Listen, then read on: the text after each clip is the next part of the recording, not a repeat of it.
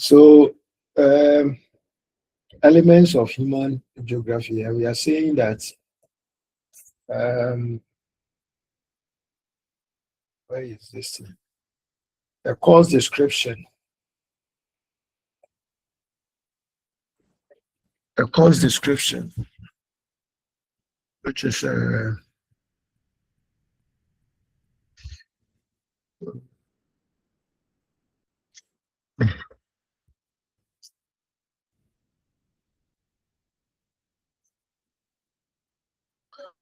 so we are saying that the growth of human population, how this population earns its living with the various forms of settlement, are placing serious strain on our environment. Our ability to cope with these issues determines the quality of life of the world's people, the world's present and future population.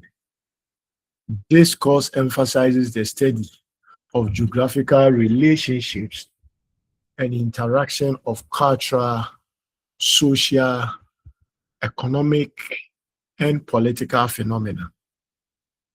Topical approaches shall be taken into to investigate the regional pattern of the population, culture and resource use, urban and rural settlement, sources of livelihood, transportation, and other attributes of the cultural landscape. So basically, we are looking at the human dimension and how they interact with the environment, how they humans impact the environment, and how the environment, on the other hand, also impact human life. Now, we are saying that by the end of this course, the students will be able to comprehend basic concepts in human geography. He or she will be able to examine, describe, interpret, and measure selected spatial patterns of human activities and analyze the process that generates these patterns. The student will develop a geographic perspective on contemporary world problems such as population growth and distribution, globalization of the economy, distribution of resources, and human environment interaction. So what are the topics that we are going to cover? We shall be looking at the nature and scope of human geography, fundamental geographical concept, the development of geographic thought and traditions of geography. Then we shall look at settlement, functions of settlement, rural and urban settlement, classification of towns, city structure. Then we shall also look at population and space, population and environmental nexus. We shall look at human mobility. What are the causes? What are the types? What are the effects and problems?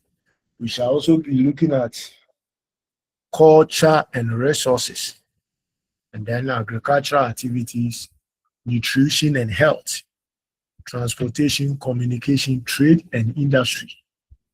Then, last but one, the state and political process. Then finally, we shall look at geography and global, social, and environmental problems. There shall be 2 quizzes, each carrying 20 marks. Period for such exercises. Institute or code will help you with the time that you will be writing. We have 4 weeks to do this exercise. So each meeting will try and at least cover 2 topics. Is there any concern? If you have any concern about the topics that we have or the overview, let me know. Let me know of that. Okay. Any concern?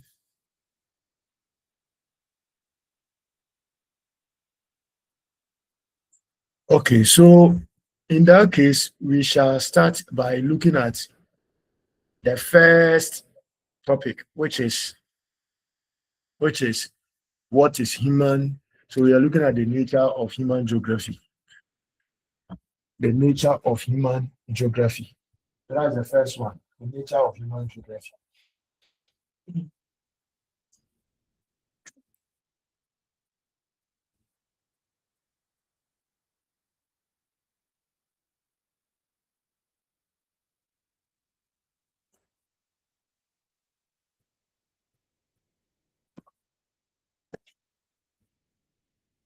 Okay.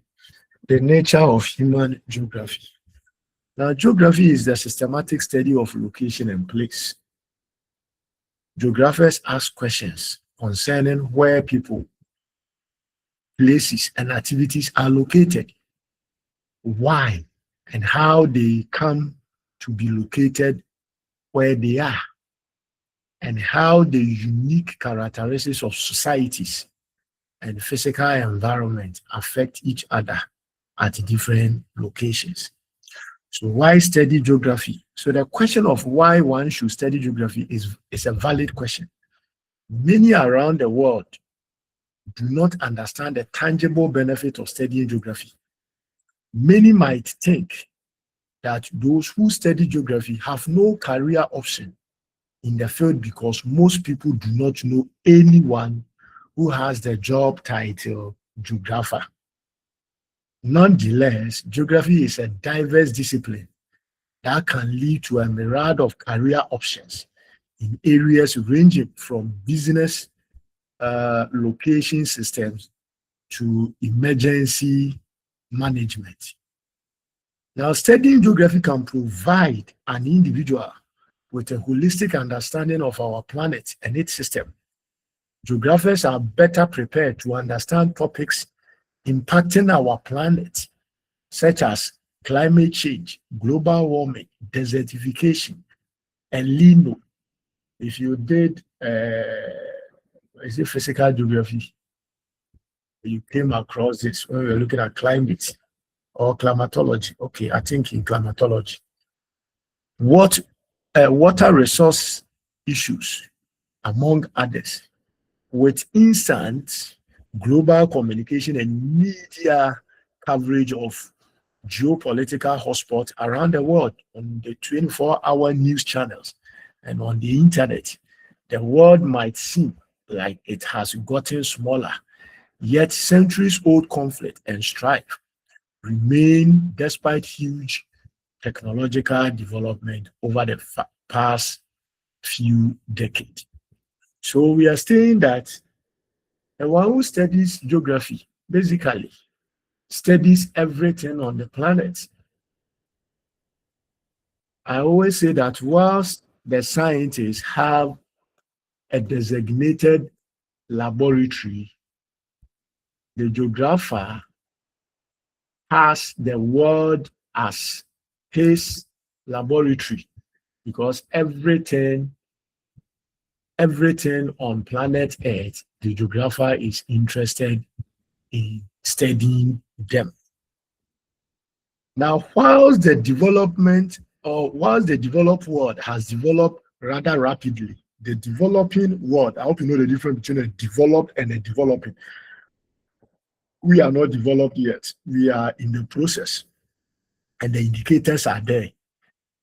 I think the World Bank even classifies us as a middle income country, and they have their own parameters in doing that.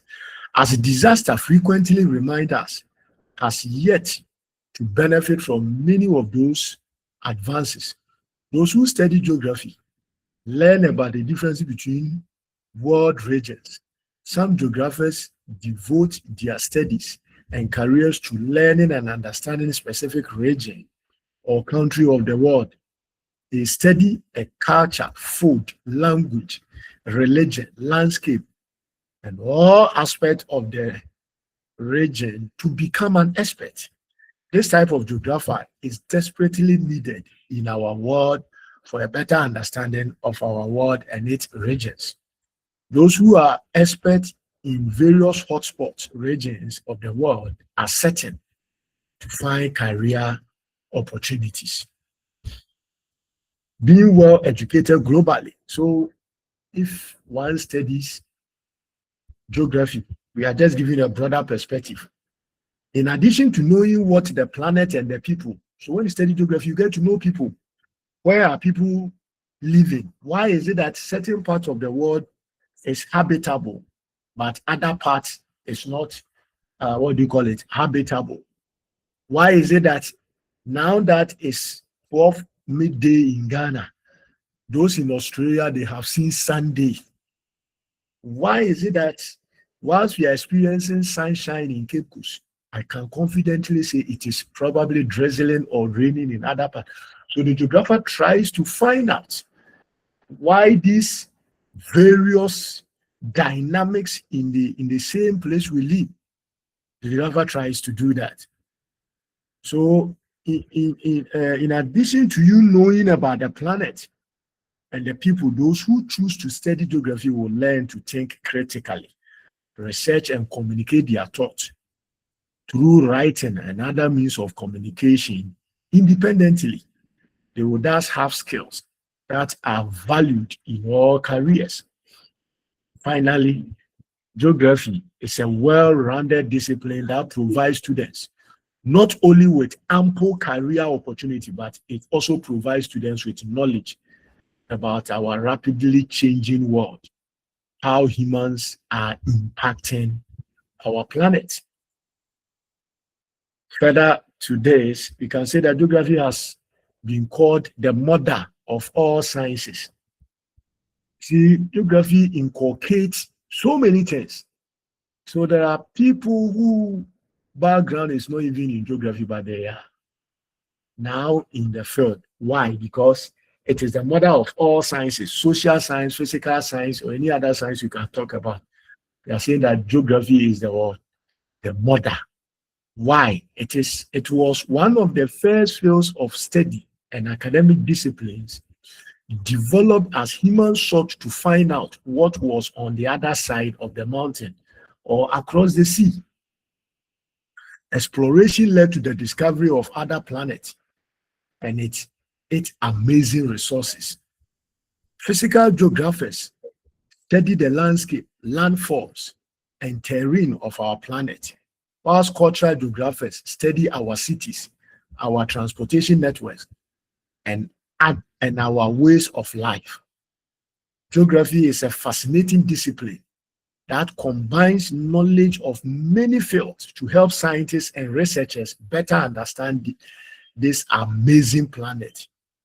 So we are saying that geography combines what? Knowledge from other disciplines. That makes it the mother of all sciences, because there are various dimensions that come together to form the subject. In fact, geography has more branches than any other subject you can think of. We even have medical geography, transport geography, agriculture geography, political geography. Mention them. Physical geography, mention them. GIS, remote sensing, and a whole lot. And all these things, science plays a major role. So if you realize that it is multifaceted branches, different branches coming together to give you that subject. So human beings have such a major impact on the planet, landscape, and resources. And groups of people are in constant interaction with each other. So human geography is vital in helping to understand our world. So what are some of the fundamental questions the geographer would want to ask, or the geographers usually ask? So geography seeks to answer the following questions. What? So the type of spatial phenomena or event in question. So when you ask the question of what, you want to know the nature, the phenomena. What is it? If you say there is something in Savannah region, but it's not in Oti region, and you have not been there, as a geographer, the first question you want to ask is that, what is it? What type of a phenomena is it? Number two, you want to know where. So after they have mentioned it, and you say, what is it? You want to know where is that phenomenon. So the location of the event, very critical to the geographer. Why is it in Oti region, but it's not in Ashanti region? Why do we have this kind of soil sample in this region, but not in the other region? Why is it that crops are able to do well? Certain kinds of crops are able to do well in the savanna region, but when you come to the forest vegetation, they don't do well. The geographer wants to find out where, the location, and location is very, very important. Then why? What are the reasons? So if it can be found in the western region but cannot be found in the savanna region, the geographer wants to find out what is accounting for that. And that is the question of why. Why? Why the differences? Why the similarities? Then number four, how. So the how talks about process. So the spatial form or the characteristics of the event. How did it come to be? How did it come to be? How did it arrive at this stage, not the other stage? How? Then finally, the geographer is interested in when, a question of time. When, a question of time. For every phenomenon to be formed, it is a function of time.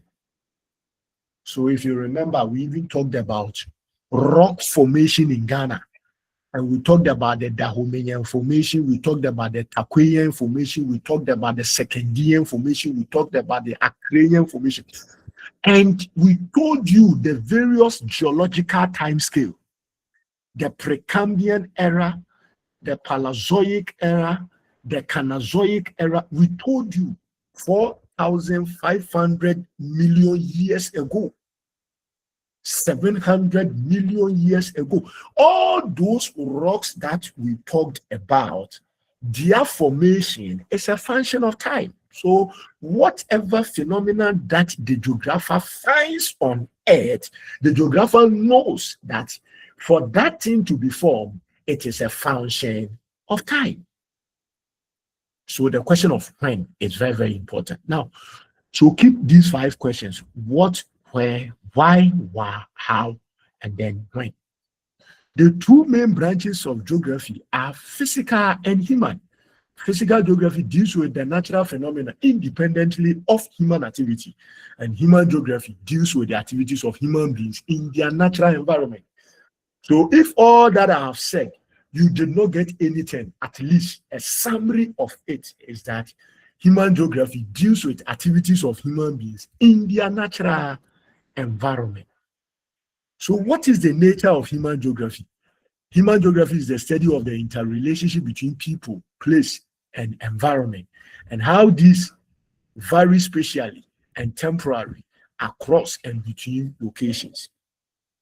Whereas physical geography concentrates on spatial and environmental processes that shape the natural world and tends to draw on natural and physical sciences for its scientific underpinnings and methods of investigation, human geography concentrates on the spatial organization and processes shaping the lives and activities of people and their interaction with place and nature. So basically, we are saying that human geography looks at the connection or the nexus, N-E-U-X, the nexus, the relationship, the connection, the links between people, place, and environment, and how these differences are across and between locations. So just like I said, you understand. So human geography consists of a number of sub-discipline fields that focus on different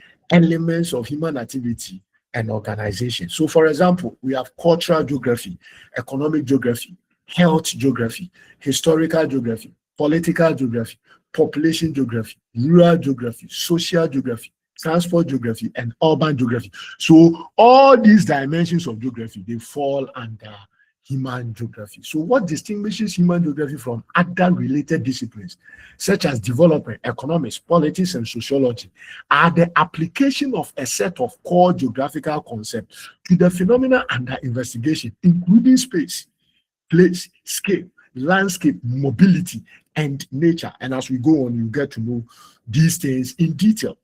Now, this concept foreground the notion that world operates spatially and temporarily, and that social relations do not operate independently of place and environment, but are thoroughly grounded in and through them. So all these things are there for your consumption. So what is the scope of human geography? Each of the physical, biological, and social sciences has its own philosophy, methodology, and scope. For example, economics deals primarily with production, movement, and consumption of goods and services. Geology is concerned with the composition and interior of the earth crust. Demography pertains to the characteristics of human population, and zoology and botany examine the animal and plant kingdoms. Similarly, geography examines numerous tangible and intangible natural and man-made phenomena. In human geography, the major thrust is on the study of human societies in their relation to the habitat or environment. So dealing with the spatial distribution of society, human geography covers a very wide field, and its scope is enormous. It embraces the study of human race, the growth, distribution, and density of population of the various parts of the world, their demographic attributes and migration pattern, physical and cultural differences between human groups and economic activities. This also covers the relationship between man and his natural environment and the way in which his activities are distributed. Okay.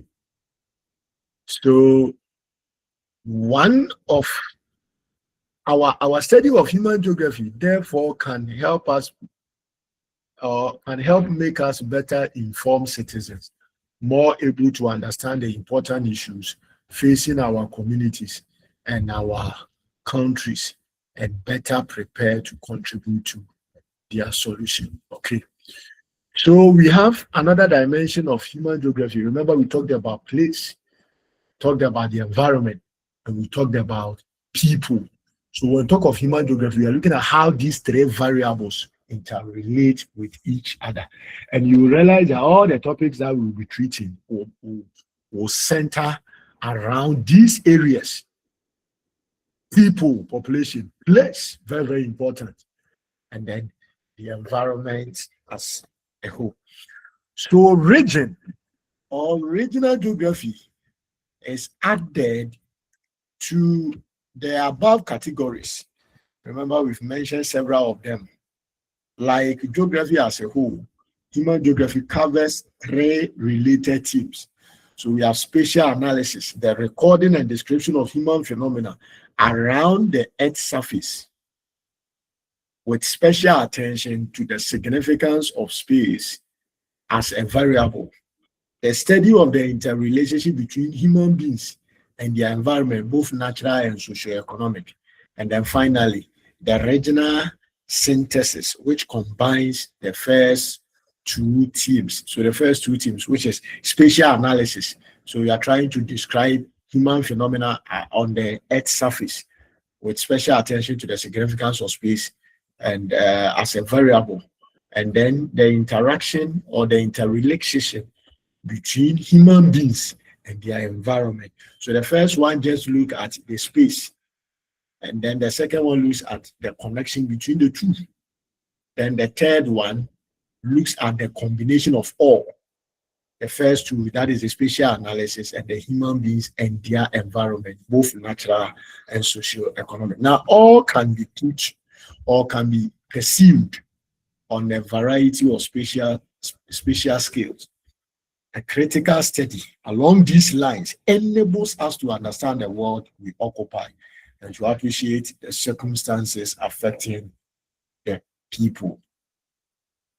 So what is a fundamental geographical concept? Now, geographic inquiry focuses on several important questions. Remember, we have talked about the 5 fundamental questions. Where is it? Or what is it? Where is it? How? When? And then which one? The what, where, when, how, and then why. Okay. So geographic inquiry focuses on several important questions. Where are these things located on the Earth's surface? Place.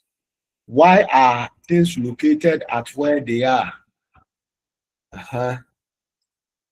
And then what else? What factors are responsible for the differences? What account for the cultural difference between places? Then the concept that distinguishes the geographer's intellectual approach from those of other disciplines have been developed in response to the questions that we talked about. Now, so in view of the questions that the geographer seeks to answer, we need to talk about location. We need to talk about longitude and latitude. Some of them we have already discussed them and we didn't waste time on that. So location is there. Which one should I zoom? The projection I've made. This one is even on a normal this, that's why you're not seeing it. I should have teased it out into my PowerPoint, but I was behind time. So your course rep has made an arrangement for the book. So from here, I'll go and give it out. So you have copies, please. I think the font, yes, the font, because it is not in a PowerPoint, that's why I am unable to increase it. It is even 100%. If I increase it to 120.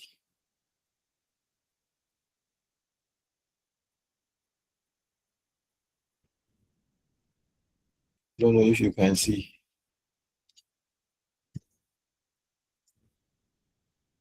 So location is the most fundamental concept in human geography. Please take notice of that. Location is the most fundamental, which means there are several concepts. But the most fundamental when it comes to human geography is location.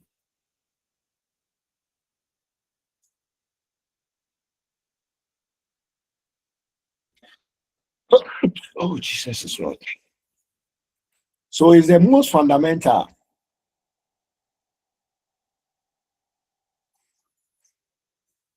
It is the most fundamental.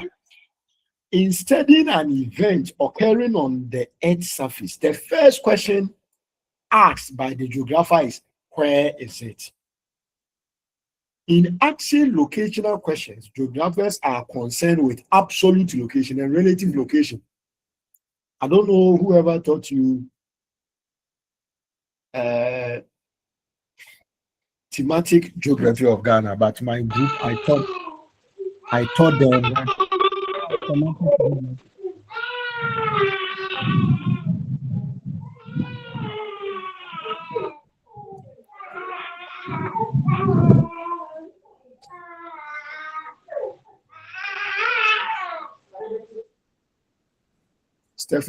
Stephanie, is that your daughter? Is it Stephanie or Stephen? Sir, please no. Then it's coming from Samuel. Yeah, sir, it is me. It's me, Stephen, but it's a different child. But then, so sir, please, we were taught when we were having the thematic geography. Okay, that's fine. We studied the yes, we did. Yes. So when we talk about absolute location, we are talking about locating a phenomenon on the Earth's surface using latitudes and longitudes. That is absolute location. Then, when we talk of relative location, we are talking about trying to locate a phenomenon on the Earth's surface in relation to another phenomenon. So,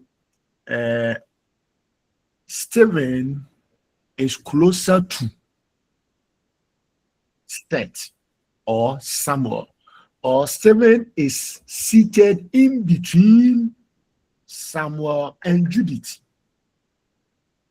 That is relative location. So you are giving reference or location of Stephen in relation to another phenomenon. If I said Stephen is located on longitude 4 degrees north and 5 degrees south, that becomes an absolute location. So that is that. Okay. Then another issue is the issue of distance. So distance measures how far apart two places are. So from Cape Coast to Kumasi,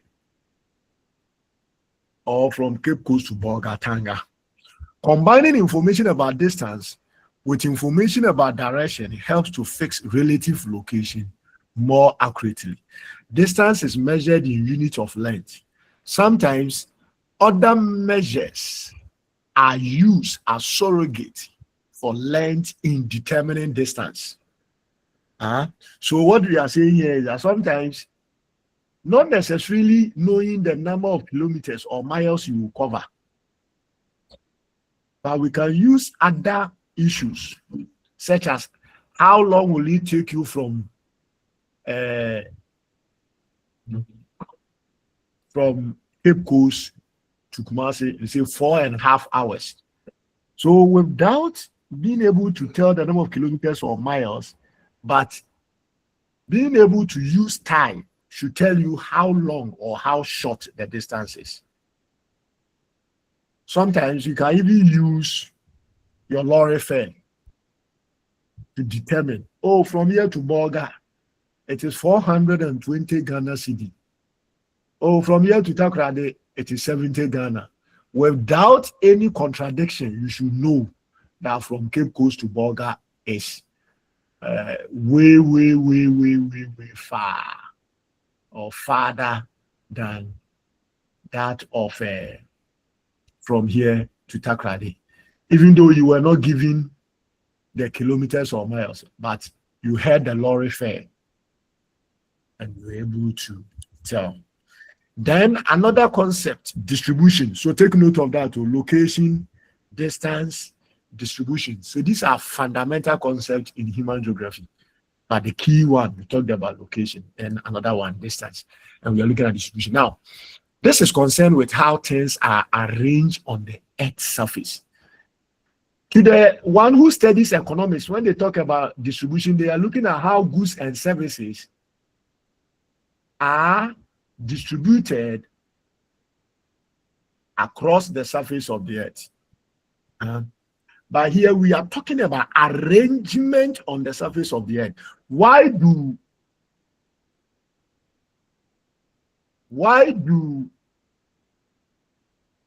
certain events take place in specific locations and not elsewhere? Distribution.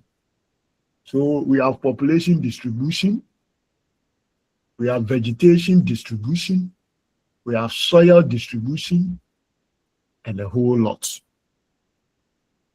So why events concentrated in some places and absent in others? In answering questions such as these, geographers are concerned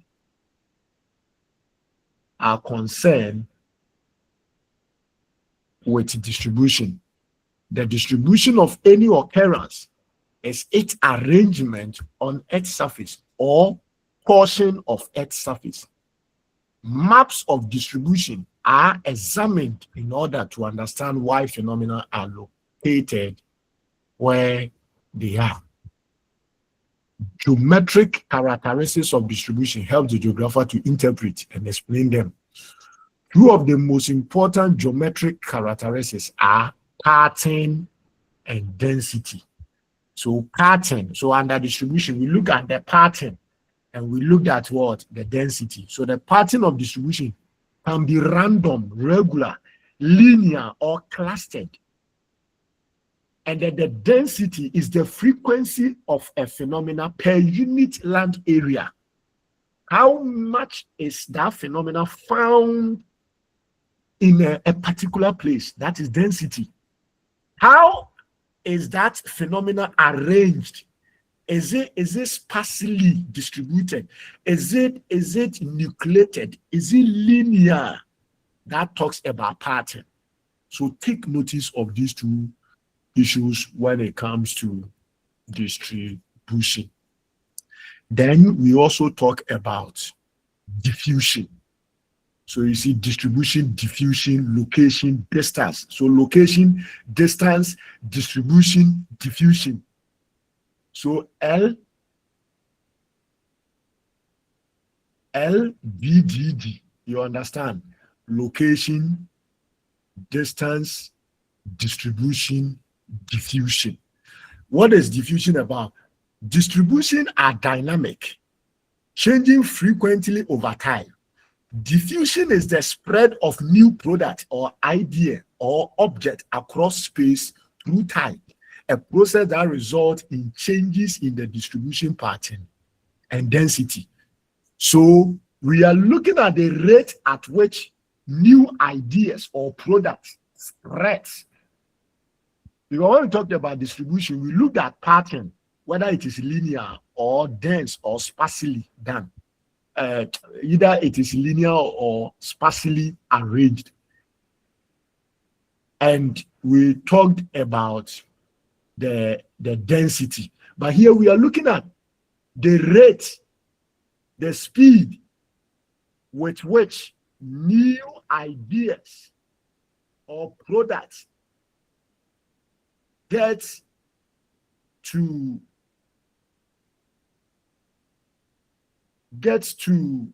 different places.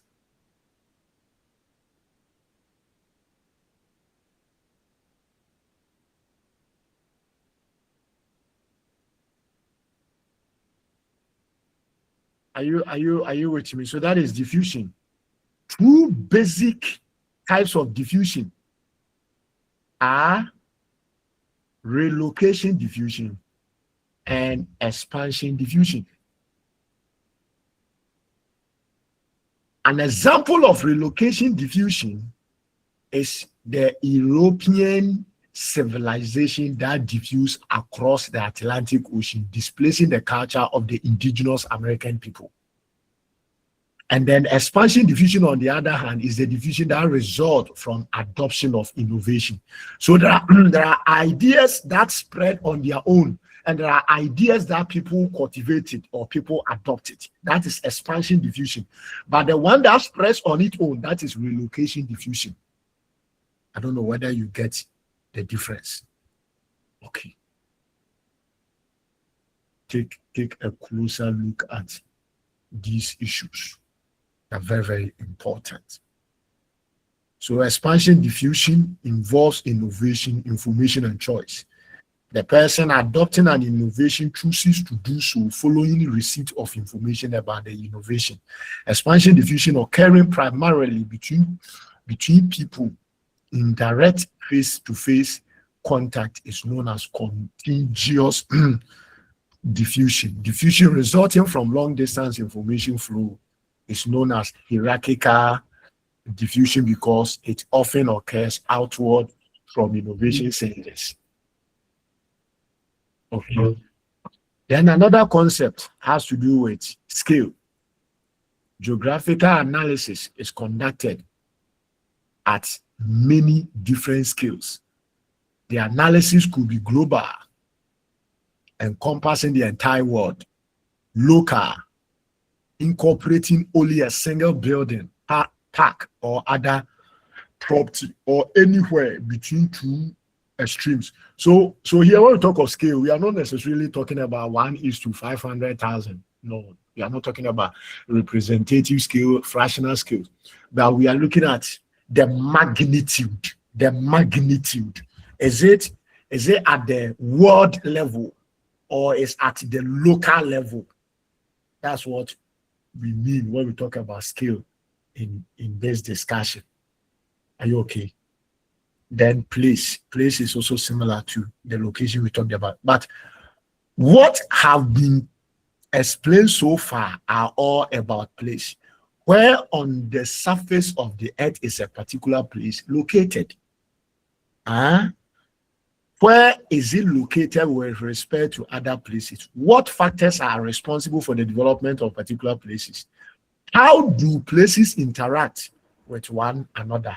How are phenomena distributed within places? These questions emphasize the fact that geographers are not only concerned about the distribution of phenomena, but also about places themselves. In general, places are regarded as small-scale entities, but the concept of place is not dependent of scale. So, for example, UCC Ghana could be regarded as a place since each one is unique. Then region, it describes a large place or collection of places that have similar attributes or characteristics. So in geography, when we say a region is a place with similar characteristics. A region is any place with similar characteristics. So what is a region? A region is a place with similar characteristics. Okay. Development of geographical thought. And I think you guys will do geo thought. I wouldn't waste my time on this thing. It's a full issue. Then finally, we want to look at the 4 traditions of geography. Now, systematic geographical thought, the genesis of the subject of geography, various contributors, the likes of Carreta, the likes of von Humboldt, long list, Strabo, Eratosthenes, Aristotle, Plato, in fact, a long list. And you will learn them when you do geo thought. After looking at all the various groupings and their contributions, we are of the notion that geography can be grouped under 4 traditions. So we have the earth science tradition, we have the human environment, we have the area, and then spatial analysis. So the earth science tradition, research in this area includes analysis of the physical processes, such as erosion, climate, seismicity, we are talking about earthquake, and analysis of the distribution of rainfall, rivers, plants, animals, and other natural phenomena. And when it comes to the human environment, we are looking at the relationship between society and the physical environment. It posits that although environmental conditions affect human life in countless ways,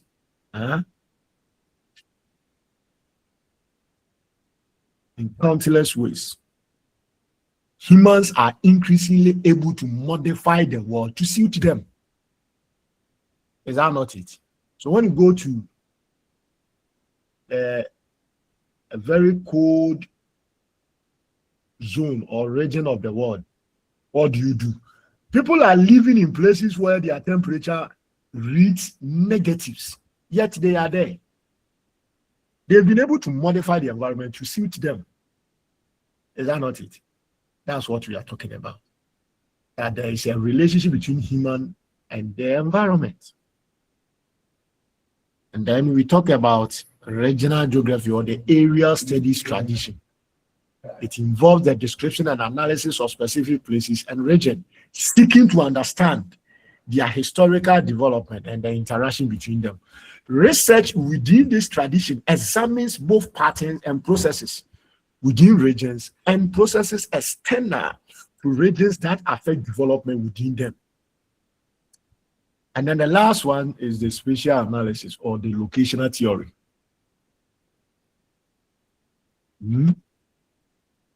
So here it focuses on distribution and locational relationships among places.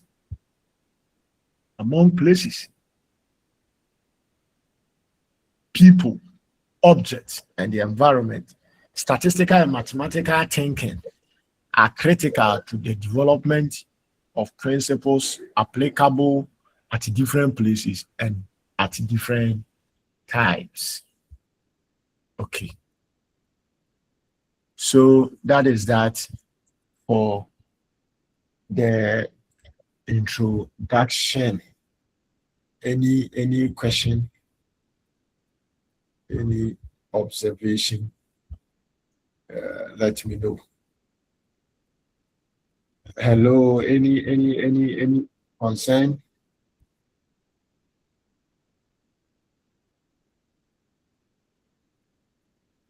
Are we okay?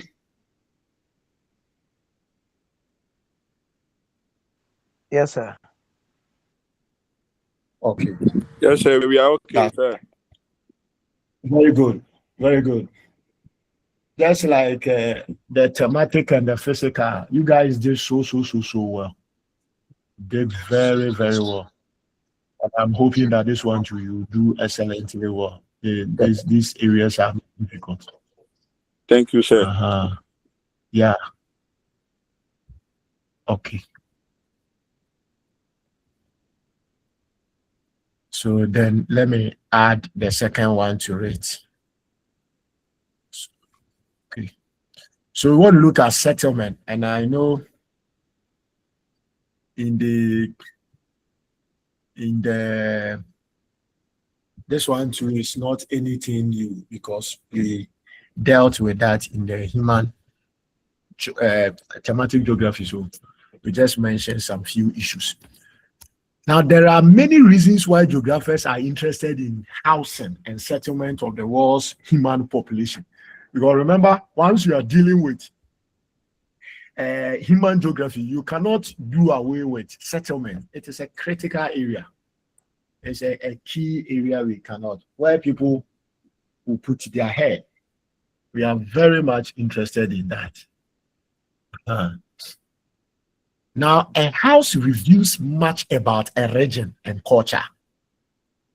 The building materials that are available, the social and economic needs, and the cultural tradition of the occupant, the natural environment that the house must withstand.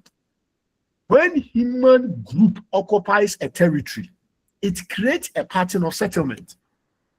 Certain cultivators normally have dispersed settlement patterns.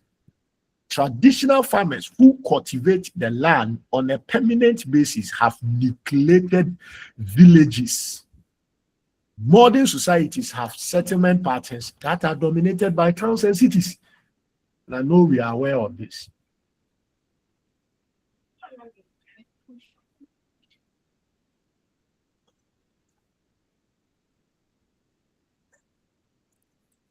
So a settlement could be a single dwelling, a hamlet, a village, a town, or a city.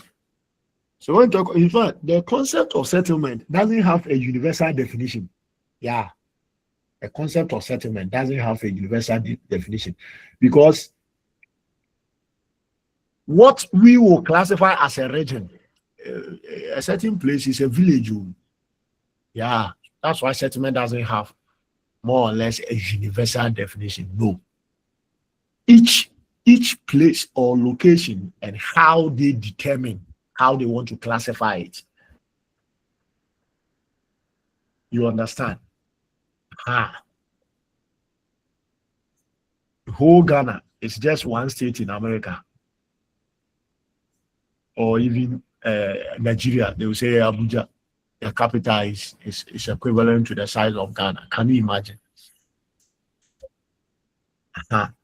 So if you use your classification of settlement pattern in Ghana and want to go and use that in Nigeria or South Africa, you will make a lot of mistakes. That's why we don't have a universal definition for the concept. But we have various classifications. Somebody is laughing. We have single ones, we have hamlet, and some of them, this single dwelling and hamlet is not in our part. In our part, we usually have villages, districts, rural, what do you call it? Rural areas, towns, what do you call it? Urban cities and so forth and so forth. So the categorization of settlement is not clear-cut in some cases because one type of settlement may often merge into another. The size of a place or settlement is very important because it is one characteristic of settlement which relate to several other aspects such as land use and distance between settlement. Okay. So what are the functions of settlement? That is what we are interested in. What are the functions of settlement? What are the functions of settlement? Market areas of settlement. Market areas of settlement.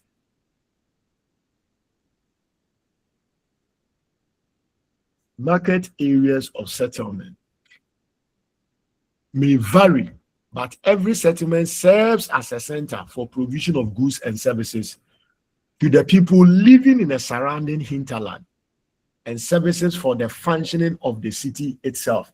So, a place could serve as a market for another place. We agree? The answer is yes. The answer is yes. We can talk about educational purposes. So functions of settlement, market, educational purposes, recreational purposes. You know, some people, they even stay in the villages. They work, they make money, and they come to the big cities to spoil themselves. You understand? Yes. Because what they need to entertain themselves, the village doesn't have it. That rural area doesn't have it.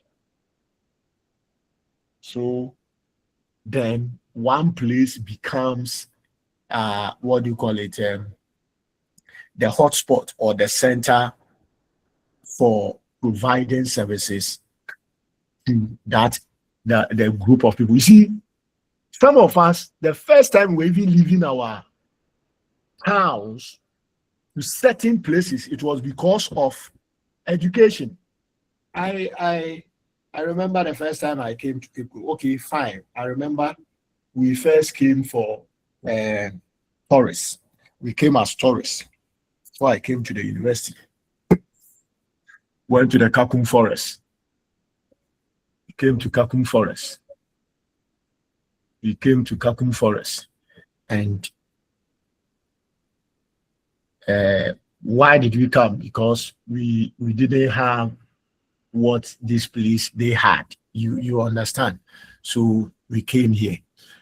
Some people, if not for the university, they had nothing to do with Cape Coast. If not for the university, they had nothing to do with Kumasi. If not for the university, they had nothing to do with Accra. If not for the market in Dabala, or there's a market after Kintampo, is it Babatukuma? Yes, Wednesday market. They sell yam, everything they sell there. I know the place. Hichima. You understand? That is what we are talking about. That is what we are talking about. So settlement serves or place several functions to people. Are you okay? Okay. So the nature of settlement, types of settlement may be affected by the material used in the construction of the house, architectural design, layout and function of the house, key social values and economic needs.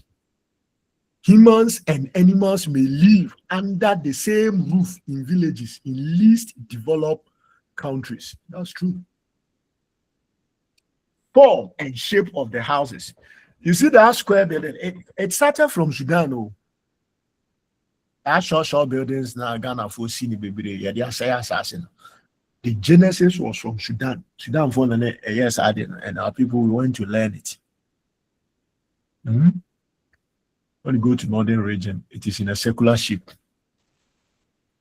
When you go to Ho, they call it Fuza. I think it is even in this one. Hey.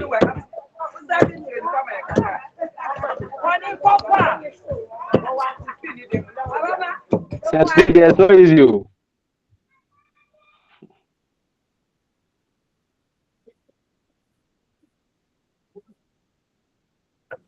So these factors determines a particular kind of what do you call it? Settlement that we can see or witness in a particular place. Factors that affect the location of settlement. Fertile land to grow crops. Usually when we are doing agricultural geography, tell students that one of the major contributions of agriculture to humanity is settlement. You know why? The reason is that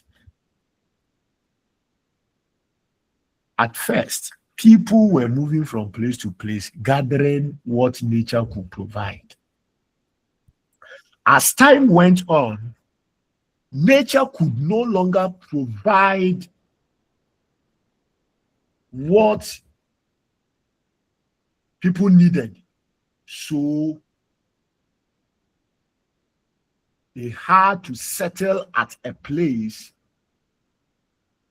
and tilled the land. Now, in the process of the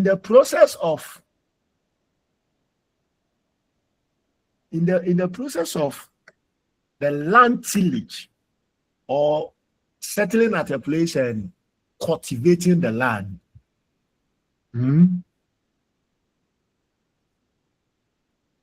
people numbers increased, and as time went on, that place became a full-grown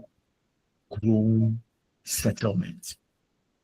So one of the key contributions of agriculture is the fact that agriculture brought about settlement. So when people are going to settle at a place, they look for fertile land, because every rational being will ask, where will tomorrow's bread come from? Food. Food, very, very critical. Reliable water supply. Sometimes I ask students, constant electricity and intermittent flow of water. Which of them will you go for? Think about it. Everyone needs water. But if you don't have water flowing, how do you cook? How do you drink? How do you wash? But, well, somebody will also go for electricity. I don't like heat. That's true. But you can't say you will not drink. There are people who are still alive, but with no access to electricity, and their life is still going on. It's a one light here, and say actually, Kruma, a doom light, any news. It is normal to put off light in Ghana. It is no news. Availability of material for the building.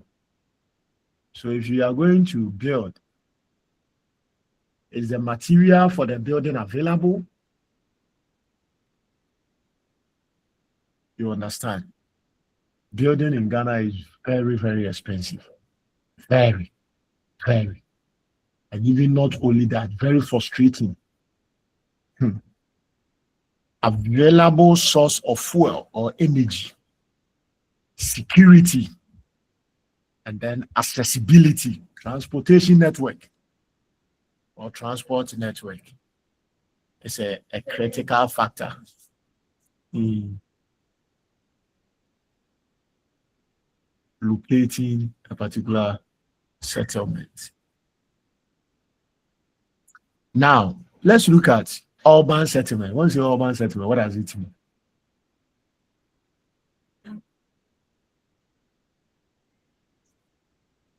When we say urban settlement, the term urban is often used to describe such places as town, city, and metropolitan area that are nucleated and non-agricultural.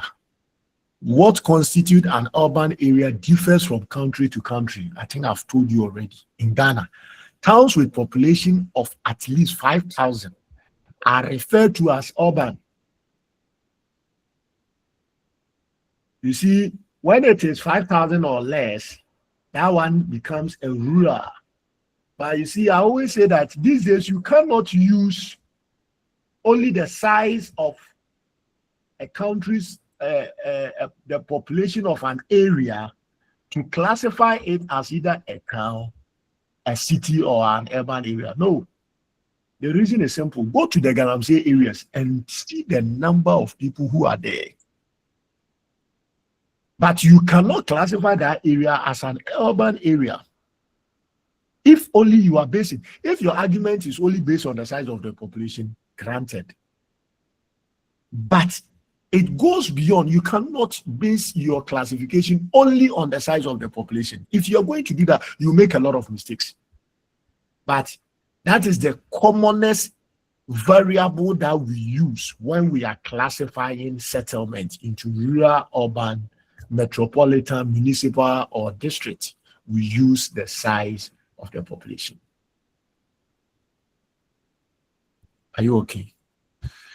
So the word city and town denote nucleated settlement, multifunctional in character, including an established central business district and both residential and non-residential land uses.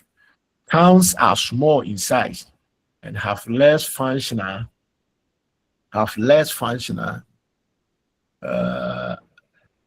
complexities than cities. Then we also have what we call a suburb. A suburb implies a subsidiary area, a functionally specialized segment of a large urban complex.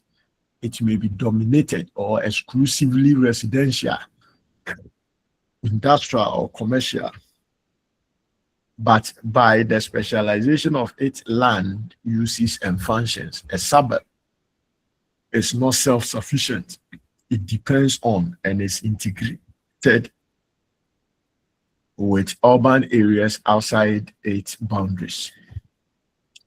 Then the structure of a what do you call it? A city. Okay. So in the city, residential 50%, transportation 20%, commercial 25%, all other areas 5%. So when you pick a city and you're looking at land use, that is the classes that you can make. That's a class that you can make.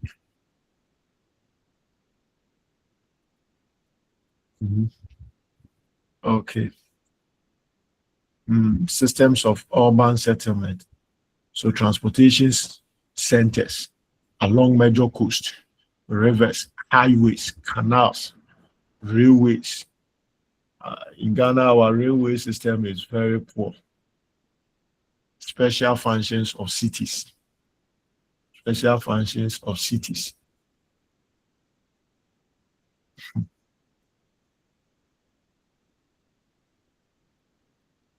Central places provides rural services to surrounding areas and have trade functions as their dominant role. Okay. Then urban hierarchy. It refers to the ranking of cities based on their size and functional complexities.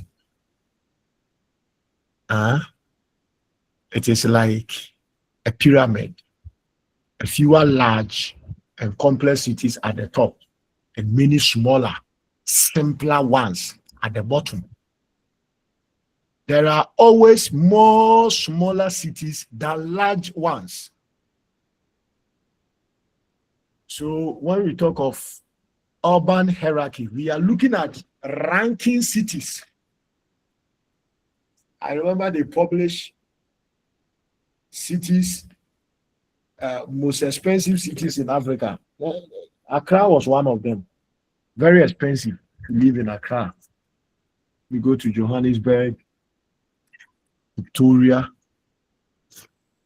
We are also making mention of Accra, a very expensive place to live. The rank size rule, the term, the number. So the number is, we don't know. So the N largest city of a national system of cities will be 1 over the number, the size of the largest city. That is, the second largest city will be, 1 over 2, the size of the largest city.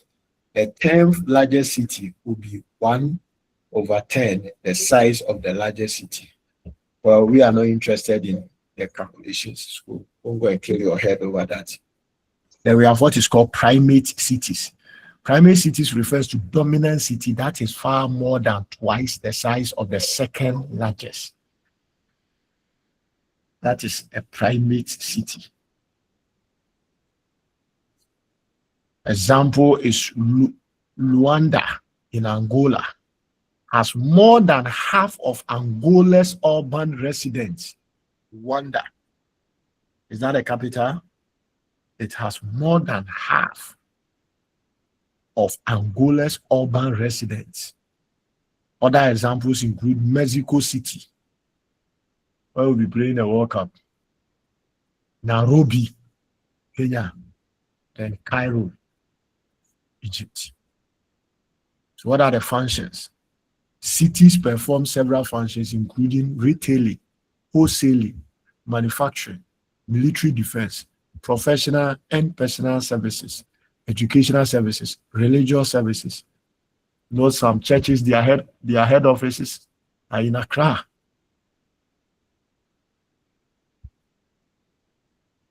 You understand? Entertainment. Now, the economic base of a city represents the function of the city within the larger society and economy that established it. The basic sector produces goods and services for areas and people outside the city itself, whilst the non-basic sector produces goods and services for residents in the city itself. Responsibility for the internal functioning of the city is the base ratio, which is the basic divided by the non-basic. As a settlement increases in size, the number of non-basic workers grow faster than that of the basic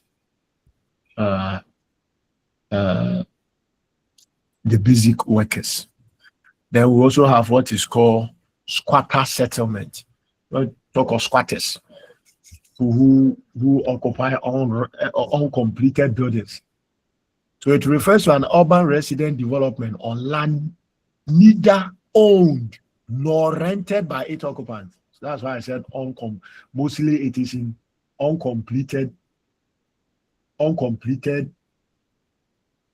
buildings. It is usually in uncompleted buildings. Usually in uncompleted buildings. Usually in uncompleted buildings.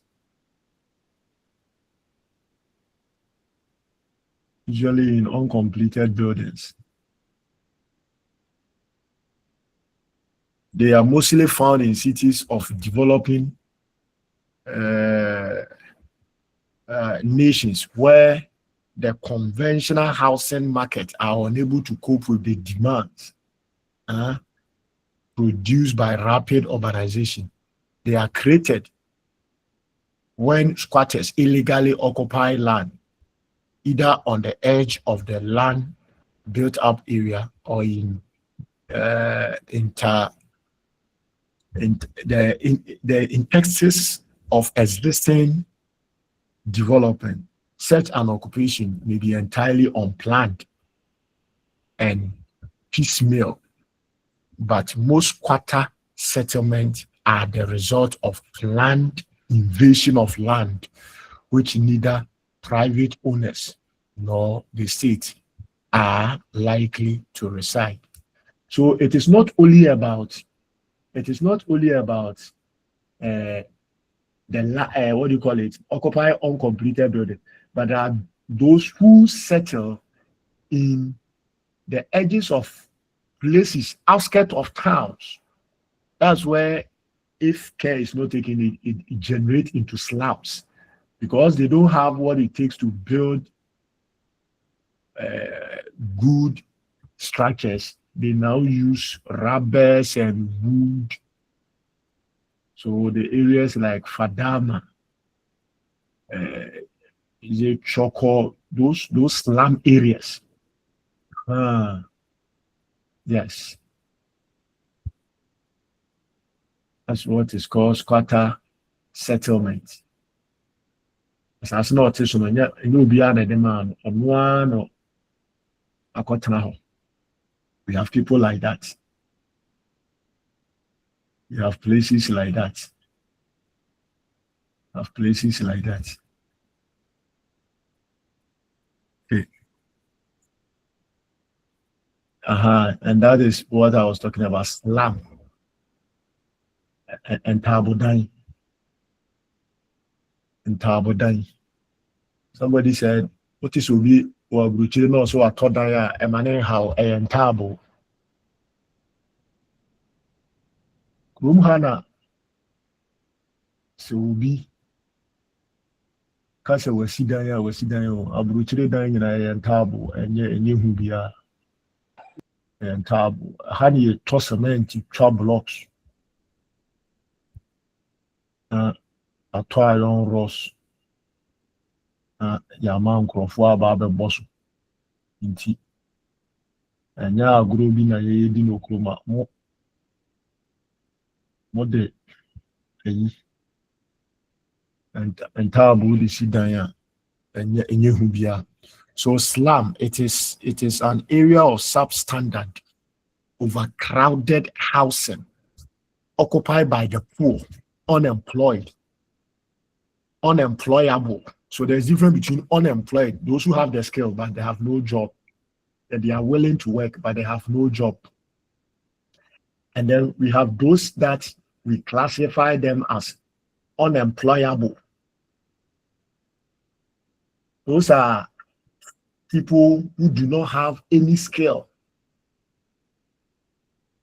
They don't have any skill that you can engage them. They don't have it. Those are the unemployable. Immigrants. Into Kaswa. I hope you know the genesis of Kaswa. When you are going to Ghana Gas, there's another one there. It's a refugee camp. It's a refugee who cannot afford to live elsewhere. It is not only about the structure, but the kind of people who are there.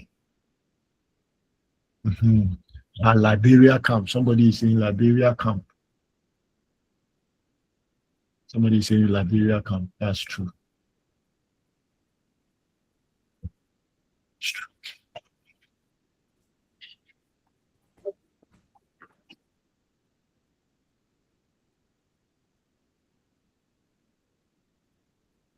Okay. Then we come to rural settlement.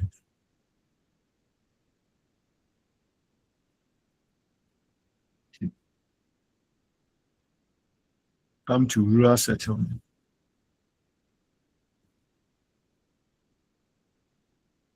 So rural settlement tends to be very small. So you see, so rural settlement tends to be very small. People who live in them either farm the surrounding land or provide services to those who do the farming. Thus, they are the settlement clusters most closely and directly connected to the land, since most of their inhabitants depend on the land directly or indirectly. Please give me some few minutes. Hold on for me. I'm coming.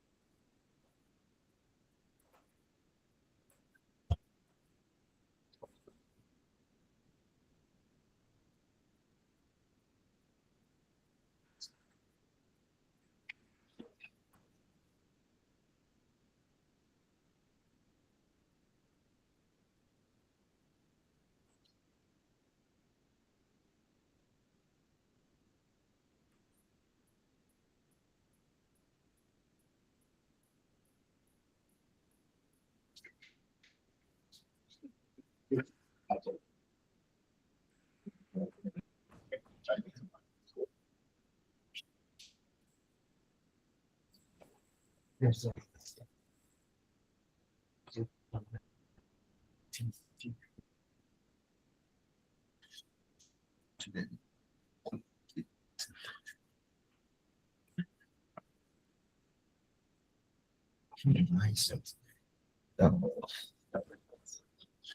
Okay. Thank you so much. Hey, the numbers has gone down. Where are your people? Isn't that working? Because about 7 people. I don't know where they have gone to. Okay, so let's continue. We are almost through. We're almost through. So rural settlement. Where was I? Okay. So people who live in them either farm the surrounding land or provide services to those who do the farming. Thus, they are the settlement clusters most closely and directly connected to the land, since most of their inhabitants depend on the land directly or indirectly.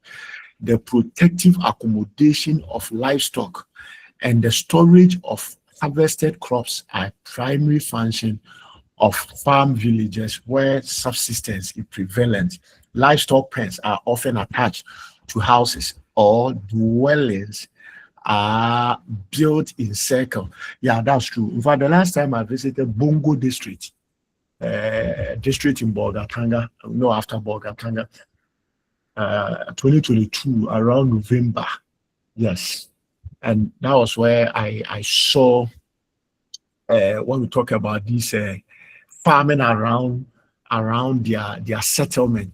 And no wonder that is why the settlements are more or less sparsely. You know, when it comes to the southern part, we have a community where people live and they have separate places that they go to farm. But when you go to the north, it is not like that. You farm around your building, you farm around your settlement. When it comes to the south, it's not like that. It is not like that. Okay, it is not like that. Now, the proactive accommodation of livestock and the storage of harvested crops are primary function of farm villages where subsistence are prevalent. And livestock pens are often attached to houses or dwellings. So you see, these are some of the characteristics if you are describing a rural area. So like I told you earlier on, that you cannot only use the size of the population to define the area. No, it's not enough. Because if you're using only the size of the population, then you make a lot of mistakes. Like I told you that. Now, when you go to what do you call it? The Galamsey areas, China food go on. So nevertheless, you can't classify that place also as a. So you look at some of these characteristics to say, yeah, this is a rural area, because in an urban area, you don't see somebody connecting and I will see Gango, Uko is Lugo, and see in Rango and Fan Cat. No, there is nothing like that. Yes. Okay. So villages display a variety of size and spatial forms. Their unifying quality is their agricultural orientation. A settlement typically contains barns, storage shed, place of worship, schools, public gathering place, etc. Forms of rural settlement include the linear village, cluster village, round village, ward village. But these kinds of villages, like a woman and the son have been doing this content, they try to give differences between different types of tomatoes. Here in Ghana, all tomatoes are tomatoes. So but when you go to the other parts, they have linear village, cluster village, round village, ward village, and great village. Ghana, once it is a village, it is a village. You understand? That's why I told you that we do not have a universal definition of the concept of settlement. Why? Because every place and how they classify DS. Simplicity. You cannot say a rural area in Ghana when you go to Germany or when you go to England, they must also classify same Debbie. Sometimes we ask interesting questions that when you are entering a community, what will be the first indication that you are entering the village? Sometimes when you're doing agricultural geography, you hear answers. So what will be the first indicator that you are entering a village? Here in the bachelor, what will show? And you hear funny answers. Hear funny answers. You can be better said, but it's a cocoa bomb. A cocoa bomb, a cocoa that will be cast well. Can you say that? But that is what people say. Some will say various things, but you see, there are key indicators like the issue of agriculture. And people are such places are mostly agrarian. They do more of agricultural activities. So that is that. Okay. So next week we shall look at population. When we meet, we will do two. Usually that is what we do. So please, I'm going. Stephen, you call me later, and the one you said will come for the book from Pictures. You let a person. When I'm ready, then the person will meet me at the office, and then I'll go and give the books to that individual. Okay, sir. Somebody the slides, but the slides, the chief examiner will have to authorize you. So when he does give authorization, and if he says I should give it to you, I will do that for you. But when you get the book is more detailed. The book is more detailed than this, the slides. Nevertheless, if he asks me to release it to you, I will do that. Thank you for your time. Enjoy the rest of the day. Please, class, can we have a small discussion, please, class? Thank you, sir. Okay, Stephen. Please don't leave the page. Let's have small discussion, please.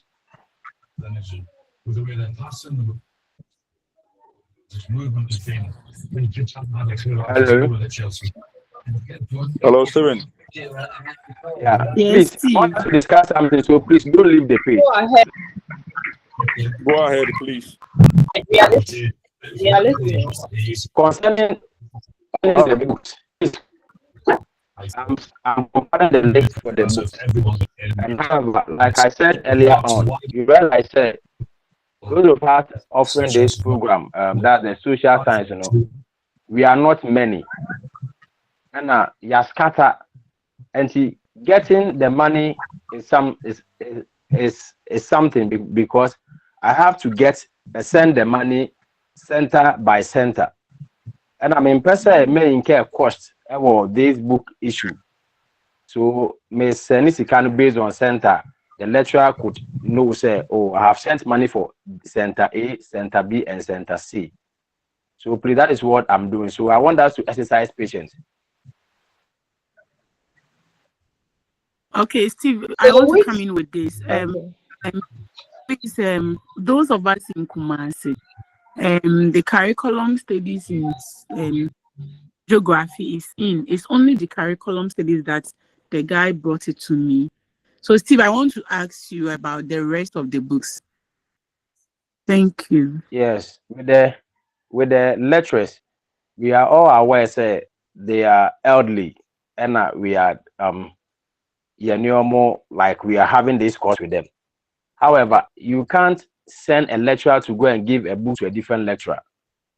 And there are different books altogether. So what I wanted to do initially was I wanted to add all the 4 books so that I could get one person to send the books to the station, like through the UCC bar, so that we can get all the 4 at once. But here lies the case, people are giving pressure. So the books have to come individually. So I have paid for the curriculum. That is why the lecturer brought the books yesterday. And I'm going to pay for the earth science and the social, the other one, so that books will be submitted within the week. Those okay, so there are 8 copies. There are 8 copies for the curriculum studies in geography. There are 8 copies. So Please those hold of on. Let me us, check. so 8 copies were brought to me this morning. It's supposed to be 9 copies. Because I sent I've money for received 9. 8. There are 8 copies, so you need to check for me. Yes, I sent money for 9 copies. So I Okay. don't know why the person brought 8. I sent money for 9, So and the money I okay, sent was 405. So I sent you message, but you couldn't reply me. So I have 8 copies Yes, I have here. seen it. Please, those of us in Kumasi, I'm at Konum. So you either tell me to give it to a delivery guy, so that when you come, you pay it, or what? How you going to get it? Please, you contact me on my number, and then we discuss about it. Thank you. Mary. Yes. Please, you keep the books. Let's wait till Wednesday. Okay, you keep the books, because sending the books one by one, it will also incur another cost. If only they will agree. Okay.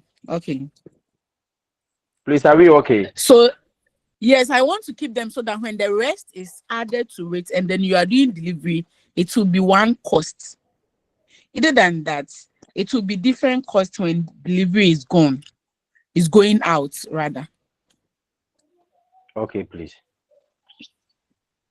All right. Thank you, please. Please, Mr. Edu. Yes, please. Hello.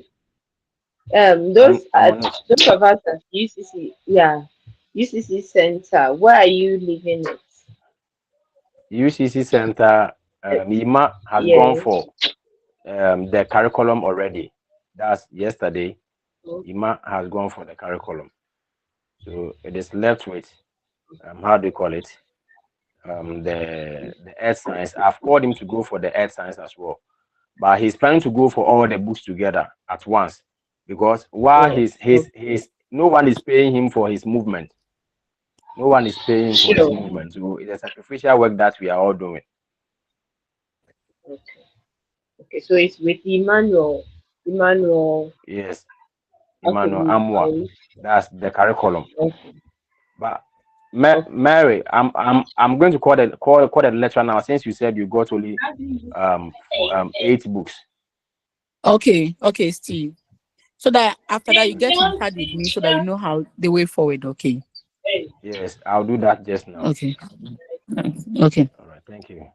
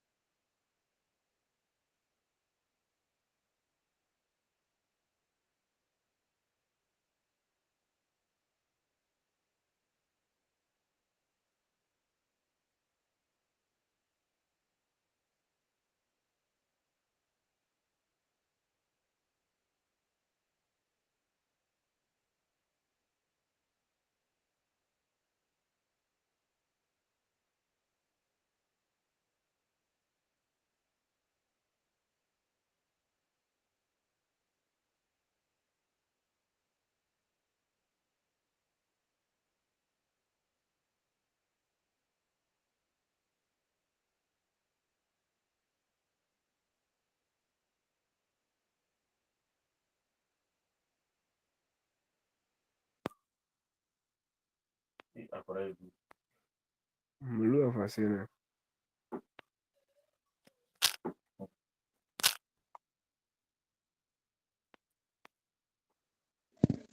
Please, are we done with the class or we are on break?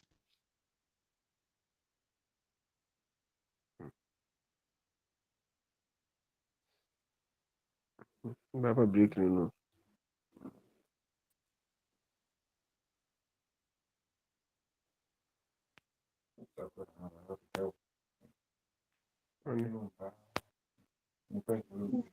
Please, is the class over?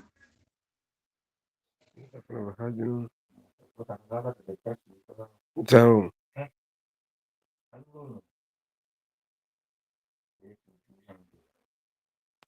oui.